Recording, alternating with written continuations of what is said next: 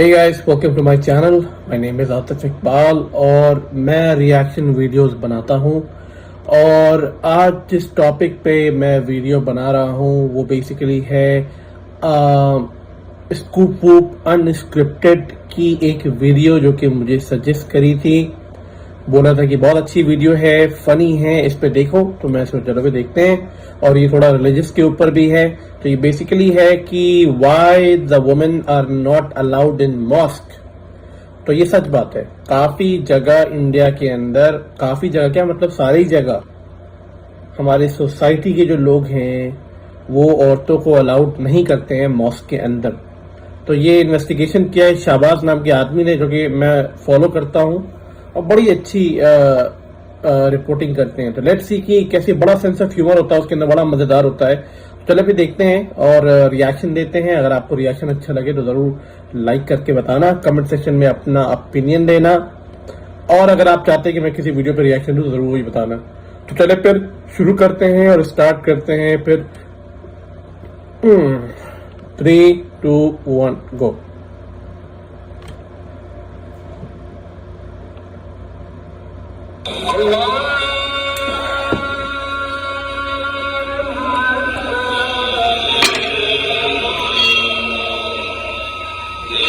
दुनिया में 4000 से भी ज्यादा धर्म है और जो इंसान जिस धर्म में पैदा हो जाता है वो वहीं का गाना गाता रहता है। सही बात है।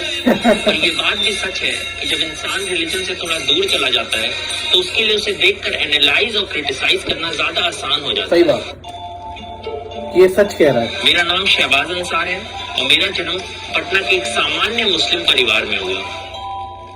घर पर जगह कम थी क्योंकि हम लोग सब ज्वाइंट फैमिली में रहा करते थे, इसीलिए कहीं टीन एज ढलने के बाद जाकर अपना कमरा और सोचने का वक्त मिला तो विचार नास्तिक हो गए। मुझे याद है कि बचपन में ईद बकरीद वगैरह पे हम सब तैयार होकर मस्जिद जाते थे नमाज पढ़ने के लिए, पर वहाँ मुझे कभी भी कोई औरत नहीं दिखी, सिर्फ मर्द ही मर्द होते थे। पर इसमें एक और इंटरेस्टिंग बात भी थी कि जब मेरी बात अपने यूके, यूएस या सऊदी में रहने वाले कजन से होती थी तो वो लोग बताते थे कि भाई उनके देश में तो महिलाएं आती हैं मस्जिद में नमाज पढ़ने के लिए, यूएस में औरतें आती हैं। जब मैं एक जर्नलिस्ट बन गया हूँ तो मुझे लगता है कि ये बात पता लगाकर लोगों को बतानी चाहिए कि यहाँ की मस्जिदों में ऐसा क्यों नहीं होता है, हिंदुस्तान की मस्जिदों में औरतें क्यों नहीं आती हैं नमाज पढ़ने के लिए। और ये सवाल आपको लिबरल लोगों से ज्यादा राइट विंग वाले पूछते हुए दिख जाएंगे। और उनका मकसद कोई रिफॉर्म वगैरह का नहीं होता, वो बस एक साइड के सेक्सिज्म को दूसरे साइड के सेक्सिज्म से जस्टिफाई कर रहे होते हैं। इन सब चीजों से दूर मैं इस बात की वजह पता लगाने के लिए दिल्ली में अपने आसपास की मस्जिदों में गया और वहाँ मौलाना से बात की। मैं भी दिल्ली से रहने वाले हूँ और दिल्ली के अंदर मैंने तालीम हासिल की जामा मस्जिद फतेहपुरी। मैं 15 साल से मैं मस्जिद में मुलाजिम हूँ, यानी मौजिन हूँ। जी मैं यहाँ इमाम हूँ। मेरा नाम नबी अहमद है, मैं यहाँ इस मस्जिद में मौजिन हूँ। कलाम पाक को मुकम्मल हमने पढ़ा है, इनमें हदीस को हमने 17 साल तालीम हासिल की है। सर आप जैसे आलिम फाजिल से हम लोग समझना चाहते थे कि औरतें हिंदुस्तान की मस्जिद में क्यों नहीं आकर नमाज पढ़ सकती हैं। मस्जिद में औरतें मेकअप कर दिया है, अब मौत को खुशबू लगे तो मौत की नमाज नहीं होती, नियतें खराब हो जाती। इस मारे औरतों को मना किया गया मस्जिद में आने से। औरतें घरों में इबादत किया करें। औरत का माना ही पर्दा है और औरत को पर्दे के अंदर ही रहना चाहिए। यहाँ तक कि अगर औरत मर्द के सामने से नमाज की हालत में निकल भी जाए तो नमाज टूट जाएगी, फिर से पढ़नी पड़ेगी, फिर से पढ़नी पड़ेगी। अगर कोई काला कुत्ता निकल जाए तो भी नमाज टूट जाएगी, अगर गधा निकल जाए तो भी नमाज टूट जाएगी। काला कुत्ता बताया आपने। और औरत ये चीजें कुरान में कहाँ पे क्या हद है कुछ यार। करके कौन से बनता है? औरतों के बारे में तो पूरी एक सूरत नाजिल हुई है, सूरत निसा है। सूरह निसा में ये कहाँ पर लिखा हुआ है कि औरतें जो है मस्जिद के अंदर आकर नमाज नहीं पढ़ सकती हैं? देखिए मस्जिद जब भी मुझे फिलहाल इस आयत को याद है, बाकी अगर पहले बताते मैं इससे तैयारी भी करते इस चीज को बारे में। जी क्या गधा इंसान है। मतलब बुक देख के आप रेफर कर सकते हैं अगर आप चाहें तो। तो उसमें काफी टाइम लगेगा तो तफसीर में उसको देखना पड़ेगा उसको। तो हमारे बराबर अगर औरत अगर खड़ी है तो हमारा कभी उसकी तरफ दिल माइल ना हो जाए। शैतान तो कभी भी बहका सकता है। तो शैतान तो सर रोड पे ही बहका सकता है, फिर तो किसी को भी इंसान छोड़ देगा। गाँव की कहावत है, नंगी को देखकर तो सबका दिल कर जाए, लेकिन जब औरत को देखेगा उसकी तरफ नजर भी जाएगी, ख्याल भी जाएगा। अगर नजर गई तो फिर दिल कर जाएगा, दिल तवज्जो करेगा। तो इस दिल को संभालने की कोई दवा नहीं है। मर्द का दिल बड़ा खतरनाक होता है बहुत ज्यादा खतरनाक होता है। जब मर्द को धक्कम धुक्की होती है तो मर्द के जिस्म में गर्माहट आ ही जाती है, जी चाहता कि इससे हम ये काम कर बैठे। मतलब men will be men। अब उसके बारे में क्या बताऊं? कुछ लोग बड़ा अनप्रैक्टिकल बात करते हैं। वो कहते हैं कि भाई औरतों को मस्जिद में आने दो और जो लोग उनके साथ छेड़खानी करें उनके ऊपर एक्शन लिया जाए। अगर औरतें सामने न आए और औरतें बाजार में न जाए और औरतें गलत कपड़ा पहन के सामने न निकले तो ये देखने वाले छेड़ने वाले कम हो जाएंगे। आज ये बुर्का भी तो औरतें पहनती है, करेंगे सब फिर? कुछ तो पहनता है बुर्का भी। तो बुरखा भी टाइट नहीं होना बिल्कुल चाहिए। टाइट नहीं। Oh God. और तो इस चीज को ऊपर भी ध्यान देनी चाहिए। हम क्या कर रहे हैं? तो आपने लगता है बहुत गौर से देखा है मतलब बुरखा वगैरह। अब रास्ते आदमी चलेगा तो फिर नजर से उतर ही जाएगा वो तो। आंखों से बच नहीं पाता है ये सब नजारा। भगवान। असल गुनाह आँख से ही होती है, आँख से भी जिना होता है। अगर आपके घर की औरतें बोलती है कि मैं जाना चाहती हूँ आज नमाज पढ़ने, तो आप अलाउ करेंगे? नहीं करेंगे तो। किसी मामले को समझाने के लिए टीवी वाले नाटकीय रूपांतर करते हैं, आपने देखा है? नहीं मैं टीवी नहीं देखता हूँ। नहीं देखते। चलिए ये तो एक काम अच्छा करते हैं। इसमें क्या होगा कि मैं आपकी वाइफ बनूंगा। टीचर करती मैं जा रही हूँ नमाज पढ़ने मस्जिद में। आप मस्जिद नहीं जाएगी, आप यही रहिए। क्यों भाई, आप तो बाहर घूमते हैं, मस्जिद जाते हैं, मैं भी जाऊंगी। मस्जिद में मर्द को जाने के लिए कहा है, लेडीज मस्जिद के अंदर नहीं आती, वो घर में नमाज पढ़नी चाहिए लेडीज को। मैं जा रही हूँ नमाज पढ़ने और आप मुझे रोक के दिखाइए, मैं जा रही हूँ। नहीं, आप यहीं रह के नमाज पढ़िए। मैं जा रही हूँ, मुझे मत चाहिए, मैं जा रही हूँ। नहीं, आप यहीं पढ़िए नमाज। नहीं, मैं जा रही हूँ। अगर आपसे वो लड़ने लगी कि नहीं मुझे जाना ही है, तो मतलब क्या करेंगे आप फिर? हम यही कहेंगे लास्ट में कि भाई मना है तो मना है, नहीं मानोगे है फिर तुम पर हम तुम्हारी पिटाई हम करेंगे। पिटाई करेंगे? हाँ पिटाई करेंगे। कैसे आप मुझे छू कैसे सकते हैं, मुझे पीट कैसे सकते हैं? हमारा हक है आपके ऊपर। क्या बात है। इतने के नाम समझाने के भी है और तंबीह करने का हुक्म दिया है। जैसे जानवर होते हैं उसको मारो पीटो तो वो कुछ देर बाद बहाल हो जाएगा। औरत के साथ नरमी गर्मी हो तो फिर बहाल हो जाएगी। मतलब औरत को अगर बहाल हो जाएगी? किया जाए तो वो फिर बर्दाश्त करने को क्या मतलब बहाल का मतलब क्या होता है? केस करूंगी डोमेस्टिक वायलेंस का। तो ये गलत बात है ये। अच्छा, डोमेस्टिक वायलेंस का केस करना गलत है और आप मुझे पीटोगे, ये गलत नहीं है। लेडीज के लिए कानून है कि आप घर में रहिए, आप घर में खाना बनाइए, घर में रहिए आप। और आपके लिए कानून है कि आप बाहर छुट्टे सवार की तरह घूमते रहे। नहीं, आप लोगों ने सारे के सारे कानून अपने लिए बनाए हैं, आप मर्दों ने। इस सभी के लिए कानून है, सिर्फ हमारे मर्दों के लिए नहीं, सबके लिए कानून है ये। और पिटाई करने के लिए सबसे अच्छा वस्तु कौन सा होता है? जैसे किस चीज से पिटाई करनी चाहिए? ये डंडी होती है इतनी बड़ी, ज्यादा बड़ी नहीं, उसकी पीठ पे मारा जाए। आपने मुझे मारा? हाँ। ये आप कैसे मार रहे हैं? आपको तो अंदर ताकत भी नहीं है। क्यों? मतलब एक बहुत ही क्रिएटिव तरीका है मारने का भी, जिससे कि मतलब बाहर से कोई निशान ना आए, दिखे ना कि वो मतलब चोट खाई हुई है, मगर उसे एक सबक भी मिल जाए। आप सोचिए कि अगर इस तरह के मौलाना और इमाम मस्जिदों में बैठे हुए हैं, तो फिर अगर औरतें वहां गई तो उन्हें किस तरह से ट्रीट किया जाएगा? सही बात है। खैर, इसके बाद हमारी मुलाकात JNU के पास रह गए मौलाना मोहम्मद कासिम साहब से हुई। हिंदुस्तान की मस्जिदों में औरतों का आना क्यों मना है? हिंदुस्तानी मस्जिदों में औरतों का आना मना नहीं है।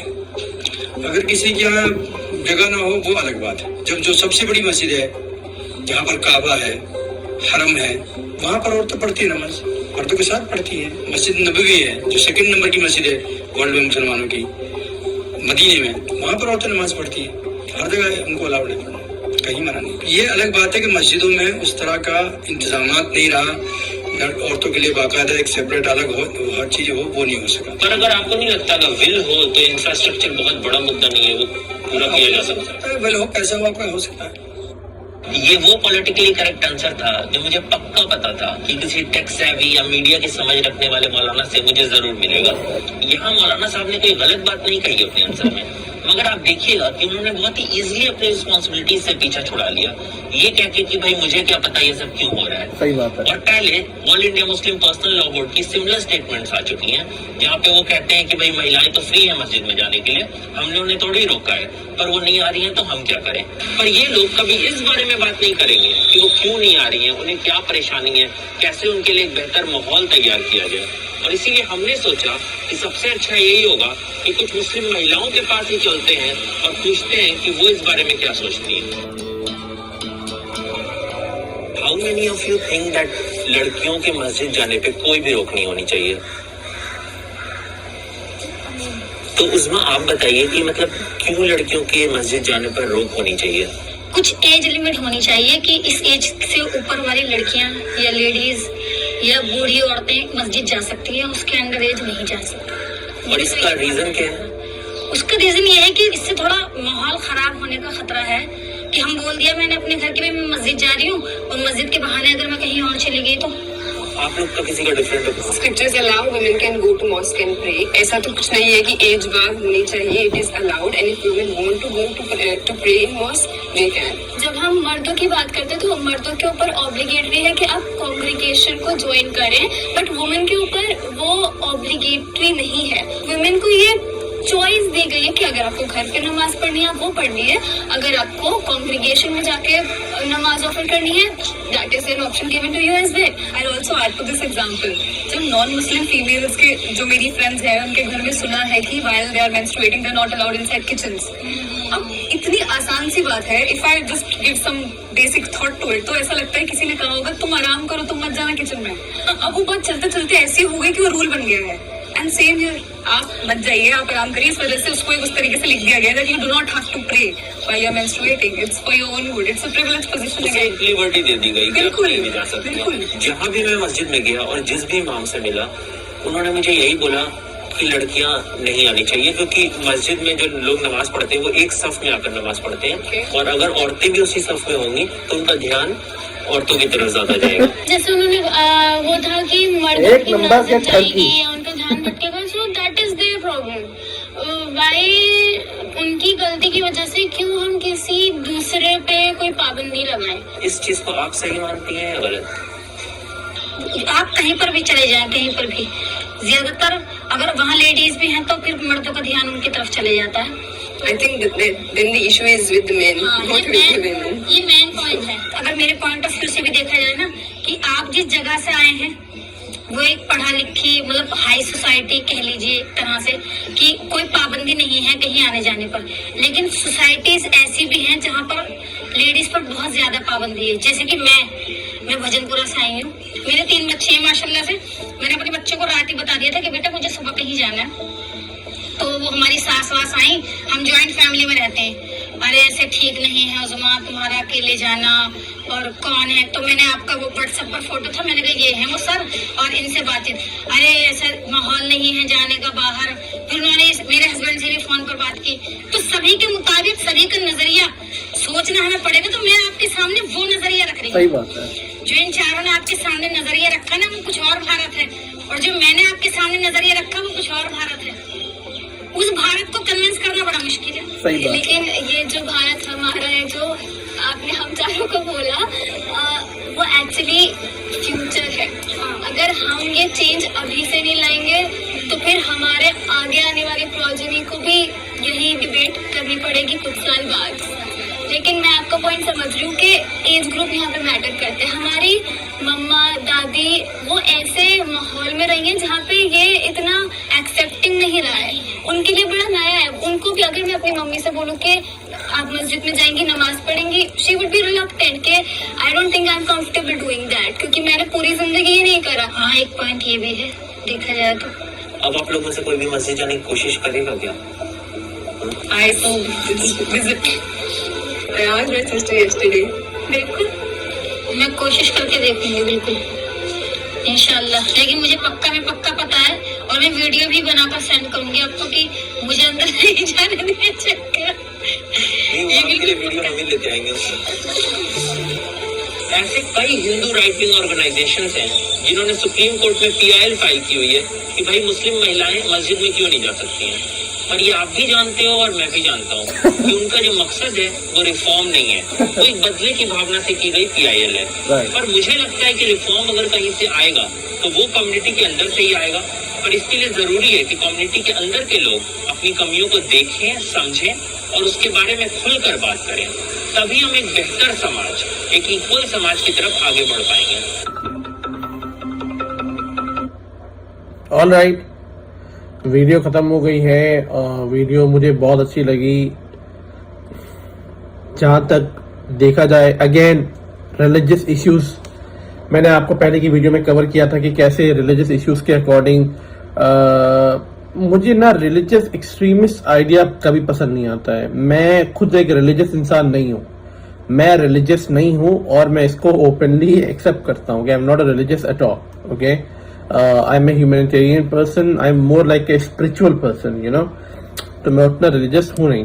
पर क्या ये सारी चीजें एग्जिस्ट करती हैं? यस, एग्जिस्ट करती हैं. मैं बचपन से लेके इंडिया के बहुत अलग अलग पार्ट में मैंने नमाज पढ़ा है और मैंने किसी भी मॉस्क में आज तक किसी औरत को या किसी लड़कियों को नहीं देखा है. ये सच बात है.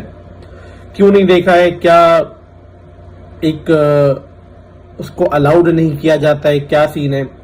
ये बहुत ही वियर्ड है कि ये रिलीजियसली तो मना नहीं है, पर उसको जो है कल्चरली जो इंडिया के लोग हैं, मुस्लिम लोग स्पेशली, वो पसंद नहीं करेंगे कि अगर उनकी वाइफ या उनकी बेटी या उनके घर की औरतें नमाज पढ़ने जाएं मॉस्क के अंदर.